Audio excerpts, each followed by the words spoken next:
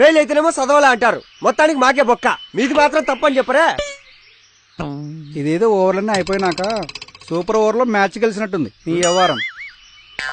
సిగ్గులేదంటయ్యా, ఒకే subject 8 సంవత్సరాల నుంచి రాస్తున్నా. పరువు తీసినావు. మీకేం తెలుసు సార్ మా స్టూడెంట్ కష్టాలు. 40 సబ్జెక్టులు, 117 ఎగ్జామ్స్, చెప్పుకోదగ్గ అటెండెన్స్, చెప్పుకోలేనని బ్యాక్లాగ్స్, అలసిపోయే అసైన్మెంట్, ప్రాణం మీదకి వచ్చే ప్రాక్టికల్స్, ఇబ్బంది పెట్టే ఇంటర్నల్స్, ఏళ్లు గడిచినా గానీ ఎండవని ఎక్స్టర్నల్స్. ఇంకా మీ లెక్చరర్లు అంటారా, గ్రామర్ రాని మగ లెక్చరర్లు, గ్లామర్ లేని ఆడ లెక్చరర్లు, ఇంగ్లీష్ రాని ఇంగ్లీష్ లెక్చరర్, మ్యాథ్స్ రాని మ్యాథ్స్ లెక్చరర్. సార్ నేను ఒక పందెం కడతా, M1 సబ్జెక్ట్ చెప్పే లెక్చర్ వచ్చి M1 సబ్జెక్ట్ పాస్ అవ్వని చెప్పండి, గుండు కొట్టించుకుంటా. అయినా ఇదంతా కాదు సార్.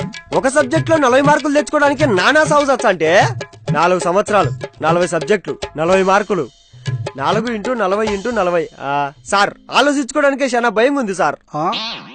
అయినా మీదేముంది సార్, నెమ్మదిగా కాలేజీకి వచ్చారు, 4 క్లాసులు తిరిగి 4గురితో గుడ్ మార్నింగ్ చెప్పించుకుంటారు, స్టాఫ్ రూమ్ లో ఫ్యాన్ కింద కూర్చొని పక్కన వాళ్ళ బాక్స్ తినుకొని ప్రశాంతంగా పడుకొని సాయంత్రం నిద్రలేసి ట్రాఫిక్ పోలీస్ మాదిరి ఏ బయటికి వా, ఏ లోపలికి వా, ఏ సైలెంట్ గుడు, ఏ మాట్లాడాకో అని చెప్తుంటారు. ఇది కాదు సార్ చెప్పాల్సింది. సార్ నేను ఒకటి అడుగుతా, పదే ఒక సబ్జెక్ట్ 8 సంవత్సరాలు పాస్ అవడానికి సిగ్గులేదని చెప్తారే, అదే సబ్జెక్ట్ 8 సంవత్సరాల నుంచి నాకు చెప్తారు, మీకు లేదా సార్? డిసిప్లిన్ లేకపోతే డిసిప్లిన్ నేర్పించండి, కానీ డిసిప్లిన్ పేరు చెప్పి డొనేషన్ కన్నా కంట్రోలేషన్ ఫీజు ఎక్కువ తప్పకండి సార్. ఫైనల్ గా ఒక చిన్న రిక్వెస్ట్ సార్, ముఖాలు గుర్తు పెట్టుకుని మార్కులు కట్ చేసి మళ్ళీ జీవితాలతో ఆడుకోవద్దు.